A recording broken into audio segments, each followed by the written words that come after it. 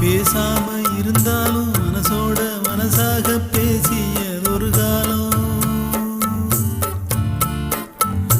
தூரத்தில் இருந்தாலும் தொடர்ந்து உன் அருகிலே குலவியதொரு காலம். இன்று நானும் ஓரத்தில், இன்று நானும் ஓரத்தில், என் மனது தூரத்தில், வீதியில் இசைத்தாலும் வீணைக்கு இசையுண்டு, வீணாகி போகாது கேட்கின்ற நின்று வேங்குழல் பாடுது வீணையோடு.